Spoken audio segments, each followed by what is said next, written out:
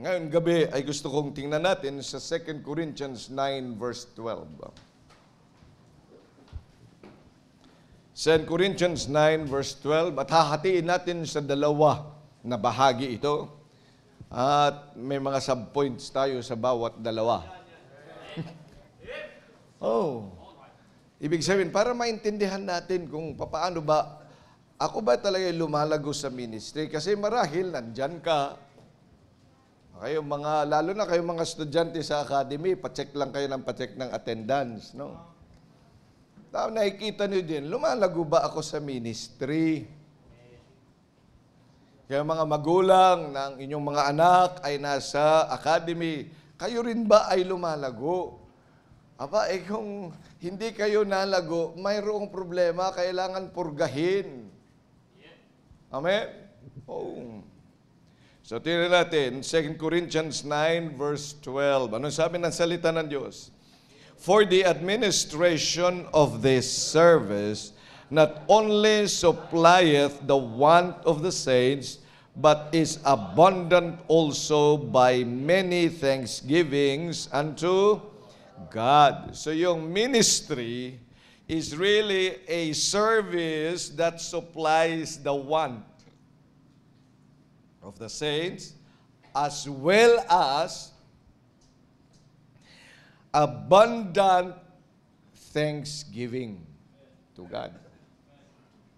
Yan ang ministry. Hindi lang lahat ay service. Hindi lang dahil napagod ka. Ang tanong dyan, has it supplied the wants of the saints? May isinupply ba o kaya napagod ka lang? Pag kumanta ka lang, napagod ka lang sa pag-practice. But has it supplied the wants? And has it produced abundant thanksgiving? Apat ganun kapag tayo ay nasa ministry. Amen? Doon tayo dapat lumago at tingnan natin sarili natin. Again, tonight, let us look at ourselves. Do not look to anyone and compare yourselves to anyone. Dapat yung sarili natin. Huwag na nating gayahin yung pariseyo. Ang sabi niya lagi, di ba? My God, I am thankful that I am not just like this publican. Kaya aalis yan, walang natutunan. At tingnan mo kung saan kang aspeto ng buhay dapat ikay lumago. Are you saved? Amen. Pag kayo ligtas, yan ang atikahin mo. Kung may bago ka ng buhay, dahil ang paglago ay yung buhay na binigay sa atin ng Panginoon. Dapat ay lumalago tayo. Dakilang Diyos, maraming salamat pong muli na makita namin ang inyong salita. Help us that we may see clearly yung mga ways by which we can indeed grow in ministering. Maraming salamat po sa pribilehyo na kami mapabilang sa inyong gawain. Na mapagkatiwalaan ng inyong salita, mapagkatiwalaang maging bahagi ng inyong katawan, mapagkatiwalaan niyo, Panginoong Diyos, na makibahagi po sa inyo nga pong naisin para po sa isang kaluluwa. Tulungan niyo po ang bawat isa sa amin that we may indeed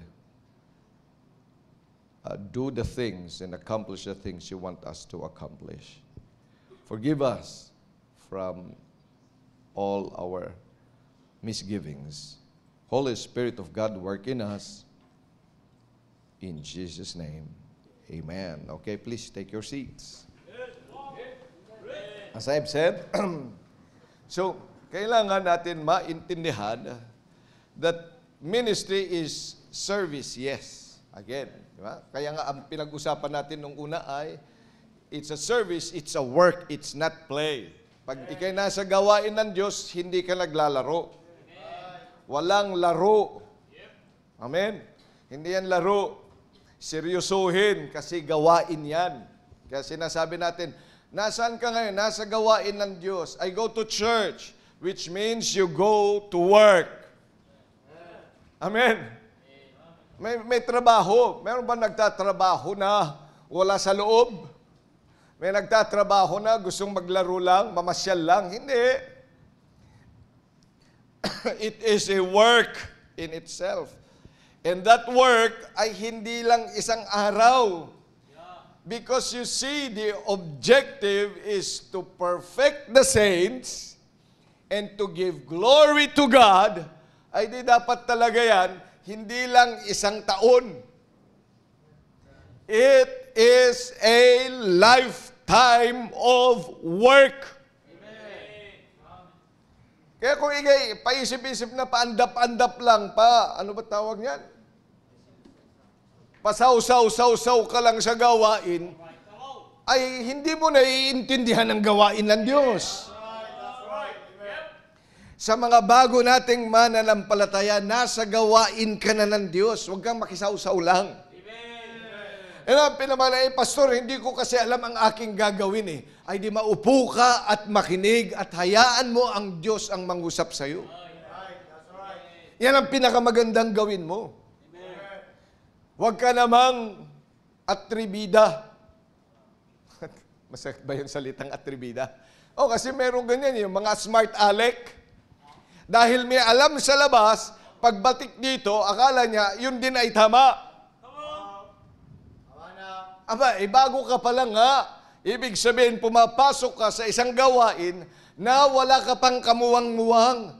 Dapat lahat ng mga mananampalataya, whether you are educated, whether you have been schooled, whether you have money or not at all, when you come to a ministry just like this, you start like a little child.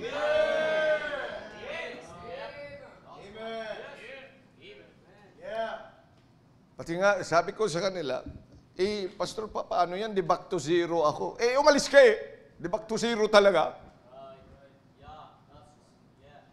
Ano ha? Yun sa labas pwedeng hindi back to zero. Kasi sa labas yun. For example, na umalis ka doon sa pagiging pagiging engineer. Pagkatapos ay natanggal ka doon sa nag-resign ka. Pagkatapos gusto mong bumalik kasi mas maganda pala talaga doon. Sasabihin na, siyempre yung qualification mo, tama? Titingnan yung qualification, qualified naman siya. Sige na. Pwede yun. Ako nga nangyari din yun eh. Ang qualification ko dapat mataas, kaya lang gusto ibigay sa akin ng boss ko yung mababa. Kasi galit siya sa akin. Noong college pa. Wala siyang magawa. Kahit binigay niya sa akin pinakamababang sweldo, tinawagan tuloy siya ng HR at sabi niya, bakit ganito ang nilagay mo kay Vallejo? Ay dapat nasa grade ganito na siya. Sa sweldo ho yun. Salary grade niya ay ito. At saka dapat hindi yan yung posisyon.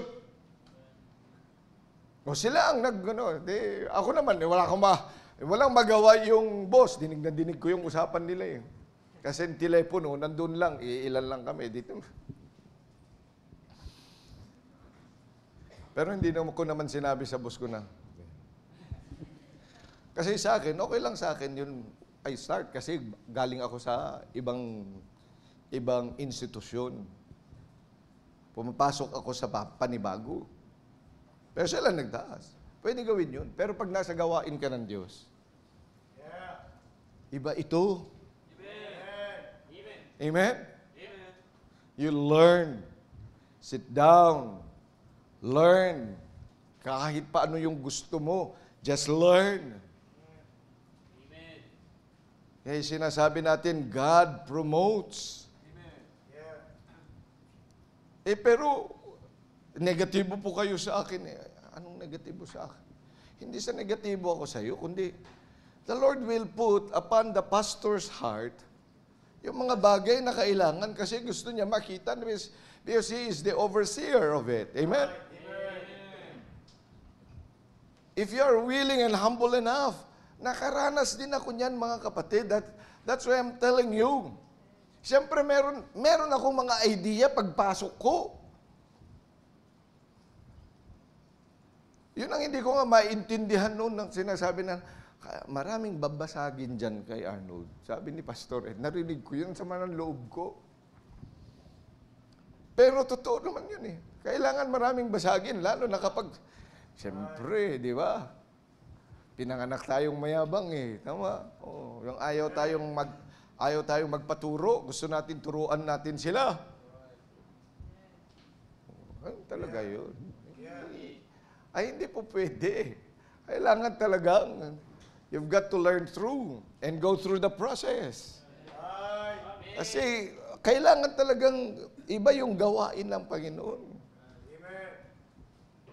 Service talaga yan. Magtatrabaho ka. So, nakaupo lang naman po ako dito, Pastor. Kala mo yung pag-aaral na ganyan. It takes character to sit down. It takes character to listen. It takes character to always put in your mind and your heart. Kasi paglabas mo, nakakalimutan mo na. Sa Ilocano din yun, darasudos. Huwag kang darasudos. Huwag kang adelantado sa Tagalog. Sugod ng sugod. Dapat nan talaga, ikaw ay matuto. Amen? Kahit may leadership qualities ka. Marami ako nakikita. Marami mga kalalakihan dito at maging mga babae that have the leadership qualities of the unsaved. O nakakapag-influence eh. Maraming mga bata dito, ang galing nilang mag-form ng group. Makagawa ng mga paraan. Sabi ko, sino leader dyan? Malaman-laman ko ito, pambihira talaga may leadership. Sayang nga, wala lang sa hulog, sa tamang hulog. Pero magaling siya eh. Kung ito matututo na sundin at sundin niya yung kalooban ng Panginoon sa kanyang buhay, yung salita, matututo makinig at sumunod. Kasi yan po yung ministry. Yung pagsunod natin sa developed work already. Hello? Huwag kang babaguhin dyan. Ito ay mga natanggap. It's a Baptist heritage. Ang gawain ng Diyos is a heritage that the Lord Jesus has already laid down 2,000 years ago. Pinagpapatuloy lang natin. Takes a lifetime of work. Tingnan nyo, marami, kapag na-involved, for example, sa Sunday school, tapos biglang nasuspend, o kaya sa ibang mga tapos hindi pinagawa, hindi pinakanta, o kaya hindi pinatugtog, o ano pa, hindi pinag-usher, o ano pa, lahat na lang, hindi pinagturo. Tingnan mo, nawawala na. Ayaw nang gumawa. Ay, paano ang akala niya? Ang ministry ay ganun-ganun lang. Ministry is life. Amen? A lifetime of work. Dahil magbibuild ka yan ng kaluluwa, ng buhay. Amen.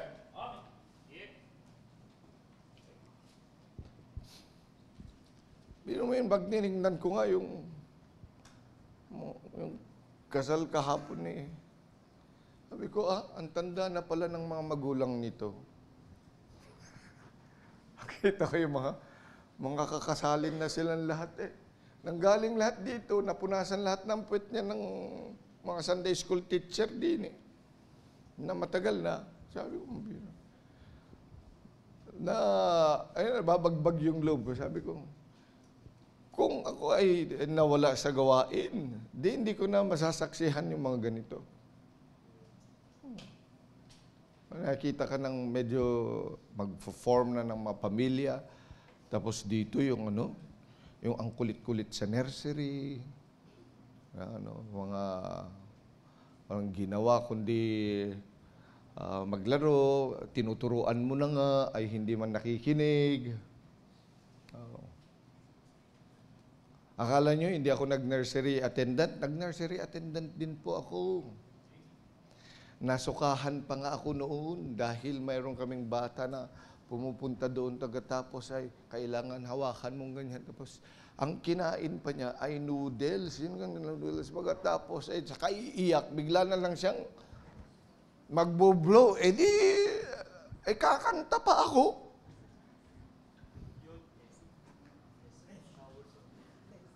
Di kailangan mong tanggalin. Pagkatapos maghanap ng panibago.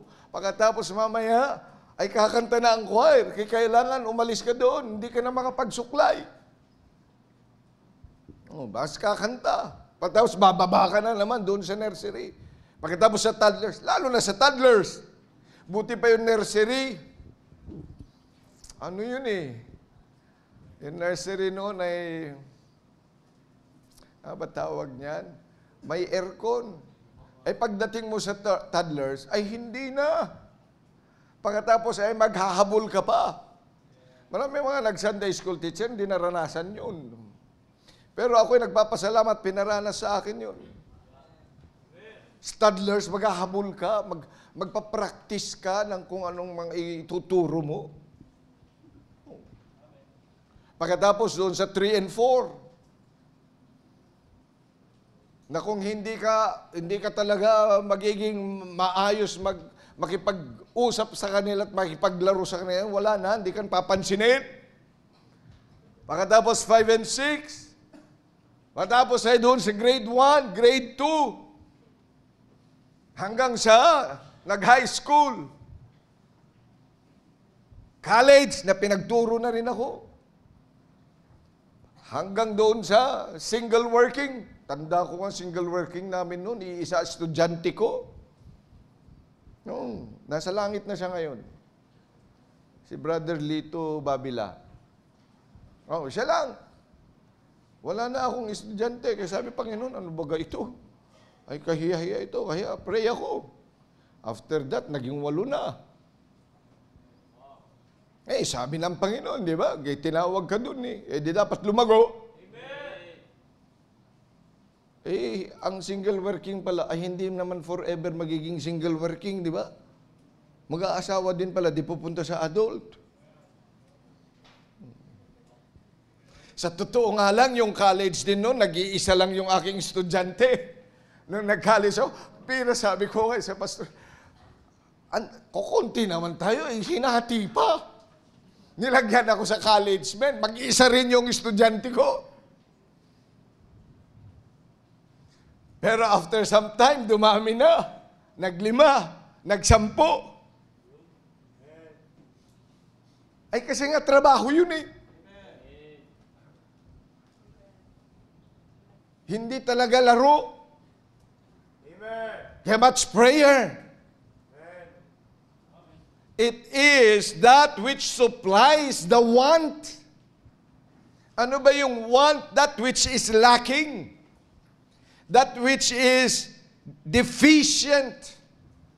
Yun ang ibig sabihin ng ministry. Kaya kung ikaw nasa ministry, dapat talaga, there is lacking. Look, there are many spaces yet. Pag Wednesday night, at yan ang prayer ko na dapat talaga yan ay mapuno. Tapos gustong-gusto ng mga Kristiyano ng prayer, nagpapapray. Pag-pray nyo po ako, pag-pray po dito, pag-pray niyan. Pero ayaw dumalo ng prayer meeting. Kasi nga iba yung priority. Pero hindi tayo titigil. Ba't ka titigil? Marami pa mga nangangailangan na may panalangin. Because the ministry is really a service that supplies the want.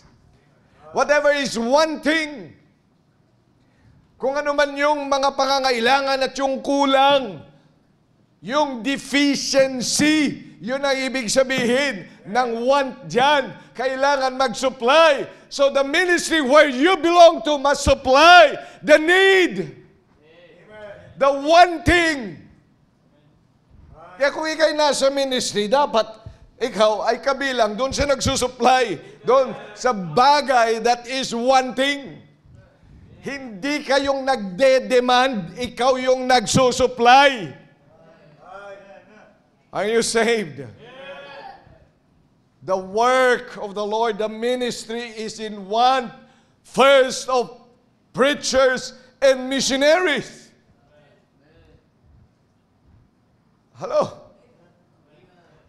Can you see that? Kaya sabi ko nga doon sa kasama, kung hindi ka makikipag-cooperate sa akin,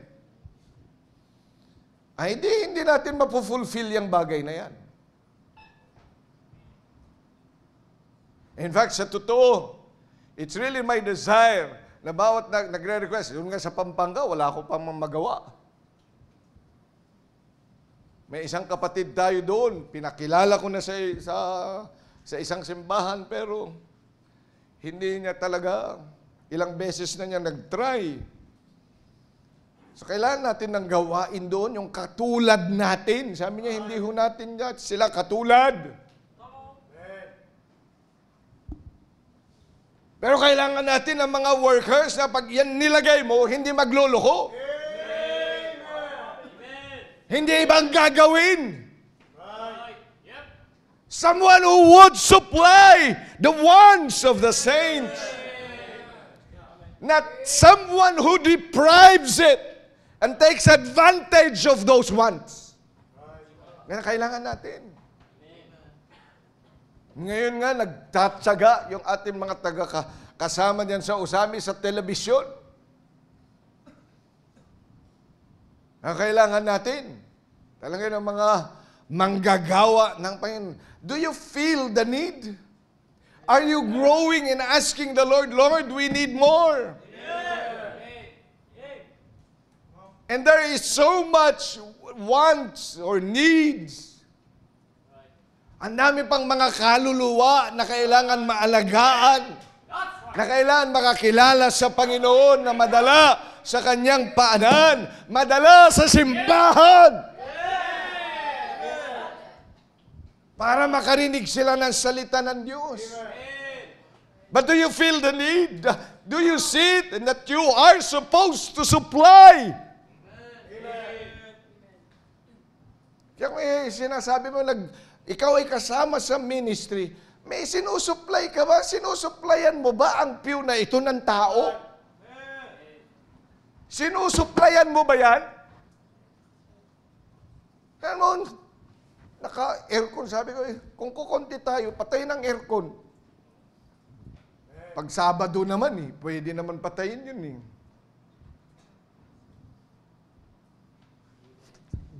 Sabi ng choir, paano na yun? Mainit yun. Supply! Ay di, magparami kayo. Magparami tayo. Amen? Sabi ko, doon na lang tayo sa isang maliit na room. Sabi ng isa, Pastor, wala akong makakahinga dyan. Sa bagay, maliit nga lang. Kala ko kasi kasya pa tayo doon sa room 1 and 2. Hindi na nga pala. Kahit na anong gawin. Di ba? Oh. Ito, kagaya niyan, if He will be here in a lifetime, biro mo after ilang taong ka na, Amboy? 9 po. Ilang taon ka na, Amboy? 9 po. 9 po. Mabigyan pa yan ng 15 years. Kung 15 years ang tagal nito, ilang taon ka na po? 9 plus 15. Sige, si Tito na lang. Tito. Ha? 24 na po siya. Hiro mo yan. Sino 24 years old dito? Makikita yung nga. Ayan, 24. Ayan ayan, 24 ka na, Alex? Ayan Yan tingnan mo. Magiging ganyan na siya. Amen. Amen. Sige, thank you. 24. 15 years. If the Lord tarries His return. Pero tingnan po ninyo mga kapatid, dapat talaga nagsusupply tayo sa mga pangangailangan, sa that which is wanting. The work of the Lord, the ministry, the life of Christ, He wants that His gospel be able to be preached to the uttermost. Ay, di mag-supply nga tayo. That's why we win many as we can, bring them to church. Para sila madala diyan at gamitin ng Panginoon.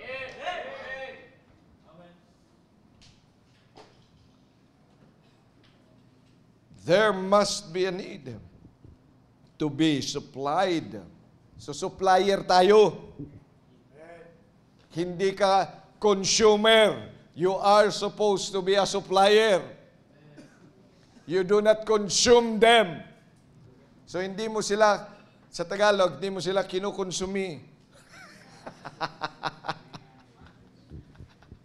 Hindi mo sila kinukonsume. Hindi mo siya, you supply the wants of the ministry. Amen? Eh, dapat kasama ka. O, kagaya ngayon, di ba? Mayroon tayong mission, emphasis, and then we'll have a home missions on November 1. So there is a deficiency. And that is the money that we need. Eh kung wala ka man lang kontribusyon, ay paano natin magagastusan yan? At para saan yan? Para tayo po ay magamit at makita na yung atin ng pangangailangan para ang simbahan ay lalo pang maging kagamit-gamit sa Panginoon sa larangan ng pagmimisyon.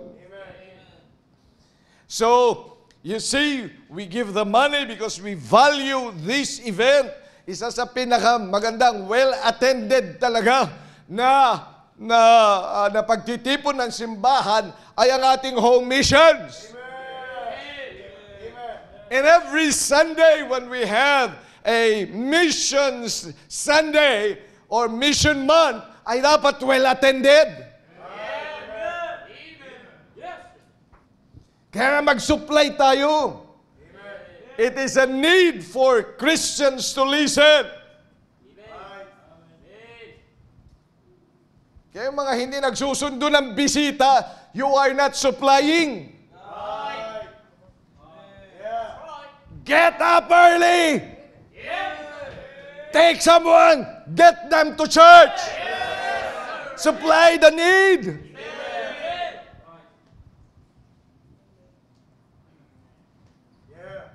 Andiyan ka lang naman patawing-tawing. Tapos kung sakaling dito ka pa nakatira, tapos ikaw pa yung huli, aba, may problema ka. Amen? Yung ang ibang mga may sasakyan dito, nagpapagamit, yun ang ginagamit nila para yan ay magamit para makapagsundo. Bilang mga anak ng Diyos, dapat maunawaan natin yan. Amen? So, the want, whatever is wanting, whatever is deficient, yun ang dapat sinusuplayan natin sa gawain ng Diyos. Well, practically speaking, napakarami pang mga wanting sa ating bahay-sambahan, di ba? Kaya pag nakakita ka ng need, there is a need. Bakit hindi mo ipanalangin? Amen? Gusto ko nga palitan itong kurtinang yan kasi parang nasa kwarto. Maganda siguro kung blinds, di ba? Oh, magandang bagay yun. Kaysa sa kurtina. Kasi ang kurtina para sa kwarto. Tsaka sa dorm. Gusto mo magkurtina sa dorm para hindi ka makita na natutulog. Okay.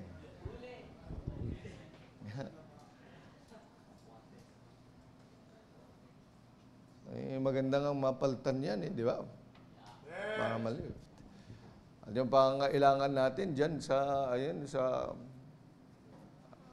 yung dito sa may, hindi, dyan sa mga, nandun, no? Yung mga tulog doon, yung mga, dyan sa may, ano ba tawag niyan? Sa senior citizen. Oh. May nagreklamo kasi sa akin noon. Sabi niya, Pastor, pwede bang itaas-taas niyo naman din sa lugar? Bakit? Kasi nakaganyan na ako. Wala ka pa rin po akong makita. Pero kailangan ko lang talaga dito kasi yun sa likod ko. Sa bagay nga naman, pag yan ay nabigyan ng tiles at medyo maitaas, di mas maganda nga naman. Magkano din yan?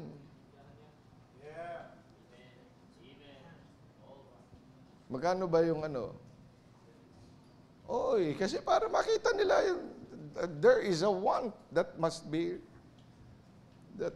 supplied. Amen.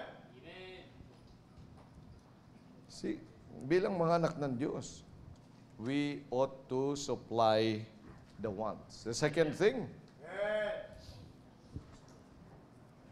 tingnan po ninyo, sabi nga niyan, that there must be an abundant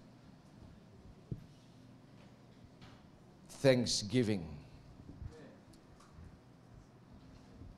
Hindi lang trabaho, kundi maraming pasasalamat. So, ibig sabihin, sa ministry, yung mga napapagod, mukhang mali ang inyong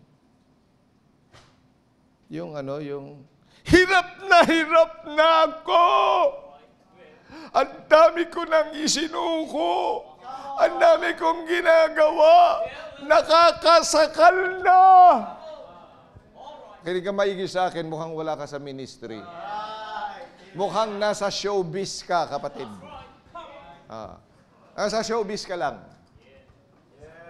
Alam mo, ang totoong mga nasa paglilingkod sa Panginoon, however hard it is, however pressured it is, will always accrue to an abundant thanksgiving.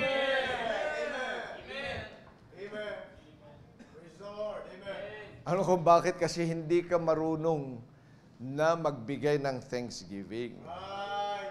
So, tuturuan kita, mga 5 lang ito. 5 ba? 2, 4, 5. Nga, 5. Very short lang naman yan Kasi sabi ng Panginoon, in everything, give thanks. Paano ba kasi magbag ng thanks? Sasabihin mo lang, ano yung kanta yun? Give thanks. Yun lang ba yun? Tapos giving thanks na yun?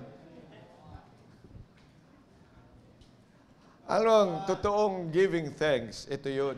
Number 1, you must take notice that it is coming from the Lord.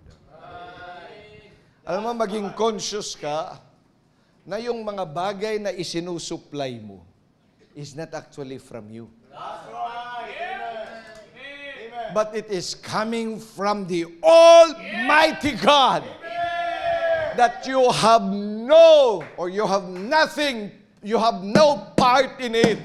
You are just a conduit, and God gives you the privilege na ibigay yan sa'yo. Kaya hindi ka makapagpasalamat because you think that you have given all. While in fact, it is God that gave all.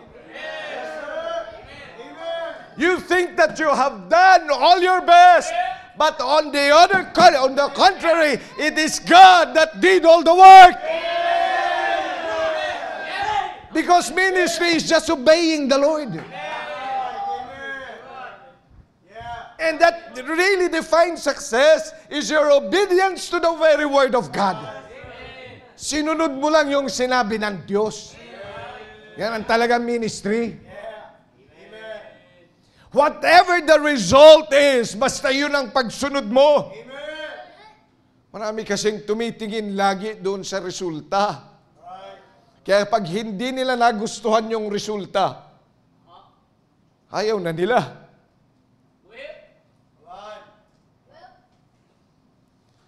You know, we ought always to take notice of it. That when we supply, that we serve, it's coming from the Lord. Kaya si Apostle Paul, naintindihan niya yan. He said, I am what I am by the grace of God. At ano pa sabi niya? That so when I am weak, then am I strong. Bakit ho? Kasi nga, yun ay galing lagi sa Panginoon. Hindi, wala na siya. I am crucified with Christ. Nevertheless, I live, yet not I. Liveth in me. In the life which I now live in the flesh, I live by the faith of the Son of God, who loved me and gave Himself for me. Kaya mga nababurn out after a year, yung na-burn out ka kasi dami mo talagang ginawa, napaka-active ko kasi sa Good News Class, napaka-active ko kasi sa ganito, napaka-active ko sa ganyan. Ay, naubusan ako ng lakas. Aba, edi. So, ibig sabihin, yung lakas na ginagamit mo noon, ay lakas mo nga. Kaya nauubos. Pero kung lakas yan ng Diyos, hindi yun nauubos. Certainly. Yung enthusiasm mo at the beginning of your ministry, at the beginning of your involvement, was a fleshly enthusiasm. Kaya naubos. But if it came from God, certainly it will flow like a river.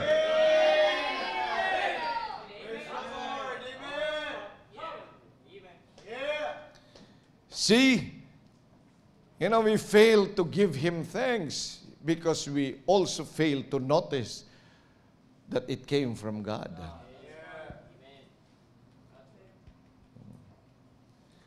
Dapat wala talaga yung nakikita mong galing sa iyo. Hindi lahat yan ay galing sa Panginoon. Amen. Unless you still have reservation for yourself, your service will be in no good. It will not, what? Accrue for abundant thanksgiving. Kundi, it will only result in a weary soul and a tired person. Amen. A fallen countenance. Amen? Okay. So, pangalawa, it must be a setting of due value upon it. Yung service mo, yung pag-supply mo sa isang bagay, dapat meron kang inilagay na halaga. Kung walang halaga para sa'yo, yung isinupply mo, o yung effort mo, yung ginawa mo, yung ibinigay mo, sa'yo para lang na malimos ka doon sa nagpapalimos at binigyan mo ng barya, it will not redound to thanksgiving. Kasi wala namang value yun sa'yo eh. Kaya dapat may value ka doon, mapapahalagahan mo. Yung paglalagay ng pagpapahalaga sa isang bagay, saan mo ba ikinumpara? Yung oras na ginugol mo, yung kinumpara doon sa pera na ibinigay mo, doon sa talento na iyong in-exercise sa panahong yan. Saan mo ba yan nilagay? Did you give a value of it? O wala lang. Kaya alam mo kung bakit ka nakukuha ng iba? Kasi nga, iisipin mo, okay, I can set this aside because I have a more important thing. Marami nawawala doon sa kanilang ministry kasi they have a more important thing to do. That's right. Kaya walang thanksgiving. Ay dapat nakikita mo kung gaano kahalaga yung effort na ilalagay mo dyan. Biro mo yung oras na ginugol mo. Halimbawa, ikay nag-soul winning. Kaya sa'yo, nung tumanggap na siya, pinabayaan mo lang siya. Kasi sa'yo, hindi mahalaga. Pero na pinahalagahan mo yan, isusulat mo ang pangalan yan. Ipagpapray mo pa siya. Pag aalis ka na doon sa bahay na, ipagpapray mo pa rin siya. Pagkatapos, ipa-follow up mo pa rin siya. Ay, ba't mo hindi na ipa-follow up? Mas mahalaga pa akong gagawin. Yun lang, yun. Kaya walang Thanksgiving. Why? Because you have never put a value on the things that you do. On the things that you are able to do. On the things that you give. On the things that you are able to give. Dapat binibigyan mo yan. Amen. Ito, buhay ko to. It's a chip of my body. Biro mo yun, ibibigay ko ito para sa mission conference. Imbis na pambibili ko ng Coke. Maigi nga, huwag ka nang bumili ng Coke. Oh. Tanungin niyo si John Mark kung bakit. Meron daw ngayon yung parang meron siyang sinere na meron yung bote ngayon ng soft drinks tapos pwede kang maglagay ng mga message doon pero huwag ka lang maglalagay patungkol sa Panginoong Hesukristo. Pwede maglagay patungkol sa mga bagay. Kaya sabi ko, tama-tama, matagal na ang ban sa akin yung Coke. Ano na lang, hindi, yung isa, yung dito sa coffee. Baka cool na lang. Di ba? Yung baka cool. Baka yung iba, ano yung sinasabi ni Pastor? Kasi tulog ka. Makinig ka lang sa akin. Wake up! Meron yang mga bagay sa buhay natin. Okay. Setting a due value. Dapat meron kang pagpapahalaga. Kaya tingnan mo, hindi mo yan ibibigay. Di ba? Kagaya ni Nehemiah. Ang sabi sa kanya, ng mga, come, let us meet together in the Valley of Ono. Pero nung sabi niya, I cannot come down. Why? He is doing a great work. You're doing a great work. Oras mo ng soul winning, pagkatapos ibang ginawa mo. Nakaschedule ka na gawin ito para sa Diyos, pero hindi mo ginawa.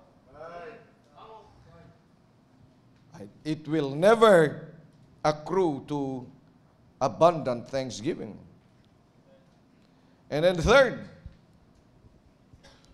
dapat sa bawat effort natin, sa bawat paglilingkod sa ministry, we should sense God's goodness and not our own.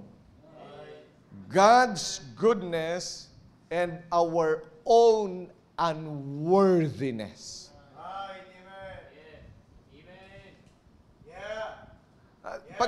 Pag yan ang laging appreciation mo sa mga bagay na iyong nagawa, na isupply mo.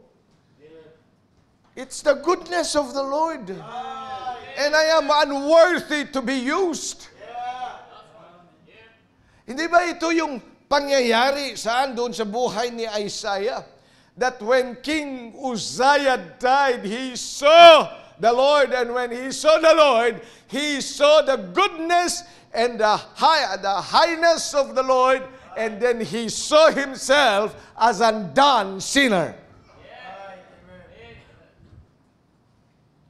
Kaya makikita mo pampihira. No matter how long I have been in the ministry, no matter how many accomplishments, how much accomplishments have I done, or sacrifices I have given in the ministry, these are still nothing because I am unworthy. It's always the goodness of the Lord. That's right. Amen. Yeah. Marami kang nawawala doon sa gawain ng Diyos because we now begin to see our worthiness. Right. And then we begin to compare ourselves with others. They that compare themselves among themselves are not wise. Sa ministry, hindi comparison. Sa ministry is always Christ up in the pedestal. No matter whatever we have accomplished and whatever we have done.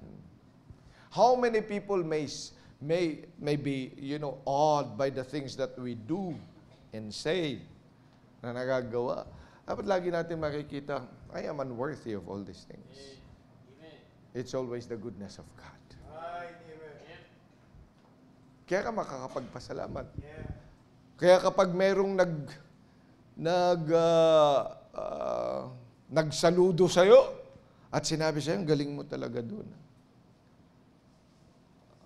Marami hindi na makapagpasalamat.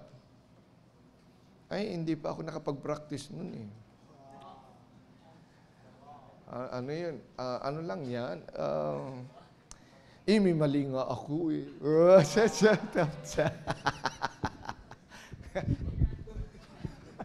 Anong may mali ka? Pagpasalamat mo sa ganun ba? Praise the Lord. I am unworthy of it. It's God is really so good. Tinakpan niya yung mata mo sa aking mga pagkakamali sa buhay. Tinakpan ng Diyos yung iyong tenga para hindi mo marinig yung aking mga masamang mga nasabi. Tinanggal ng Diyos yung galit mo sa akin kahit na natamaan kita. Amen? Because God is good and I am unworthy. Yun ang totoong nasa ministry. Amen? Tingnan niyo mga napapahiya sa ministry, nagagalit sila. Ikala mo naman kung sino, hindi lang naman ako eh, kayo, pati nga ho siya eh, siya. O ayun.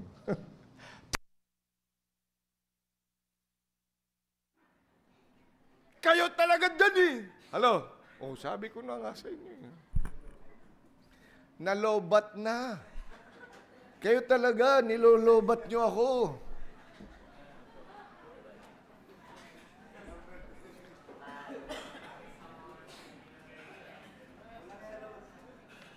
Kulang sa load. Ay marami pa tayong pag-uusapan. Kahit patayan mo ako, sige.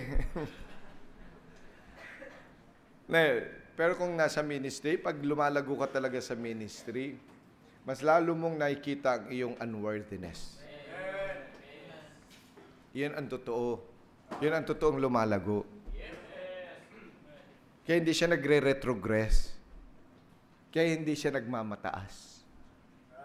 Amen? Oh. Tayo ba lumalago sa ministry? Amen. Lalo na dito sa ating church. Ikaw lumalago? Do you see your unworthiness? Kapag nakakita ka ng medyo kakaiba sa'yo, samantalang dati namang ganyan ka rin. Amen? Nakaamoy ka lang ng shawarma. Dati-dati naman, hindi ka lang naman shawarma. Diba? Napatabi ka lang doon sa baduy. Dati-dati naman wala ka nga niyan eh. Kung makapagtawa ka sa mga baduy.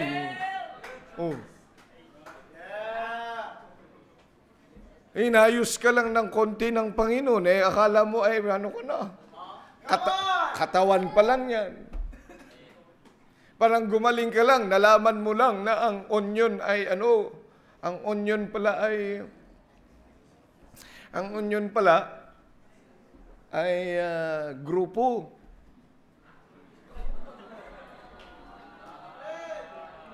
Di ba? Yung onion, grupo. Di ba yung onion, doon sa labas, yung onion? Oh. Pagkatapos may nagkamali, nagsalita, kung minsan, akala mo naman kung makahagalpak ka. Ay, 80-80 ito. Anong 80-80? Ay, bahala ka na. Pero mo kung makaano yan, no? Kasi, nalaman mo lang naman yun eh.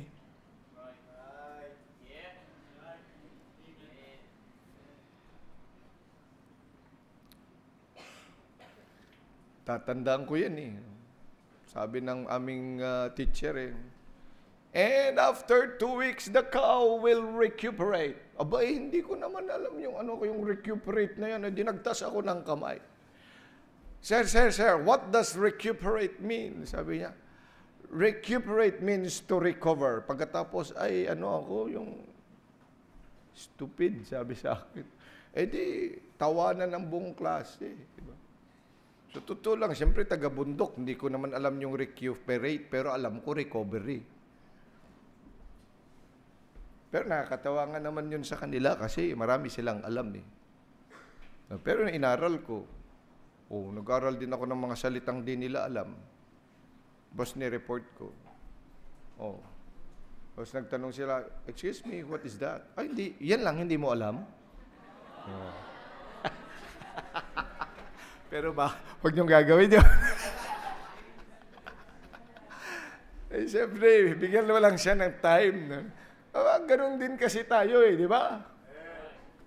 Para lang nung pagpunta mo doon sa faucet, paganyan ka ng paganyan, bakit wala yatang tubig? Tapos mamaya, tapos mamaya merong isa, tapos gumanyan lang siya. May tubig na, bakit ganun? Kaya pati doon sa sa fountain, di ba? Yung mga mga tao doon, mga ganyan. Lumapit lang sila, may tubig na, gumaganyan. Tapos si Angelito, lumapit din, gumanyan. Pero wala namang tubig. Nakakahiya naman, kaya lumayo siya. At mamaya, meron na naman isa. Kasi ganyan, bakit sila? Di ba nakaka-ano talaga yun? Paano, hindi naman itinuro na apakan lang naman yun di ba? May naapakan lang, di ba? Alam mo ba yun? Hindi, tawa ka ng tawa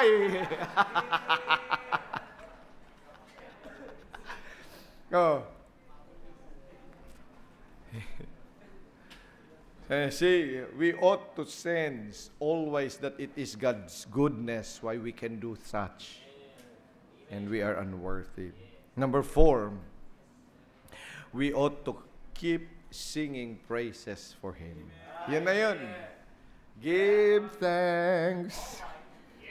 Sing songs for the Lord. Kaya kung tayo ay masaya at tayo nagpapasalamat, let's sing a song for the Lord. Amen? At i-dedicate mo yung awiting yan sa Diyos. Hindi dahil magandang boses mo, kundi para sa Panginoon. Pag sinabi mo when we all get to heaven, what a day of rejoicing that will be. Siyempre, ikaw mismo ay natutuwa that it is God. Kaya mo inaawit yun para sa Diyos. Bakit hindi ka makaawit? Paano nga? Akala mo kasi ay pampahintay ng may bisita. Hintayan pa. Kumanta muna tayo habang hinihintay natin sila. Hindi ganun ang pagkanta sa gawain ng Diyos. All the songs in our song sheets, in our hymnal, dito sa Bible, pag inaawit natin, it's always directed to praising the Lord. So sing with all your heart for Him. And then, of course, you serve Him joyfully in the church. Huwag kang maglilingkod nga ng sama ng loob mo. Yes, sir. Oh, marami man naglilingkod na siya, ako na naman ang inutusan dito eh. Ako na lang eh. Ay, kaawawa ka naman. Alam mo, sabi ng Bible dyan sa Deuteronomy, dahil ikaw ay murmur ng murmur doon sa iyong paglilingkod, isang araw, sabi ng Panginoon, ay maglilingkod ka sa kaaway mo. Kailan ka natuwa na maglingkod sa kaaway? Kahit na gusto mo sana siyang lasunin, hindi mo magagawa kasi you will be under His tribute. Ano sa paglilingkod sa Diyos? Pag kumanta ka sa choir, kami na naman, iyon na naman. Ako na naman nakakanta. Ako na naman magtuturo. Ako na naman mag-a-share. Lagi kong sinasabi sa bawat isa sa atin, alam mo, kung yan ang ugali mo, tuluyan na nating tanggalin. Kasi nakaka-apekto yan. Because that is a sign that you are doing a work, but it's never going to give thanksgiving. Dapat magkaroon ng abundant thanksgiving. Masaya ka sa iyong ginagawa. Amen? Gawin mo yan. At nasa sayo yun bilang mananampalataya. Yun ang tamang uri ng paglilingkod sa gawain ng Panginoon. Amen? So bilang mga anak ng Diyos, are we growing in the ministry? Dapat ay magkaroon tayo ng growth sa ministry. Let's all stand up, please. Muli dakilang Diyos, pagpalain mo po ang inyong salita sa aming kalagitnaan.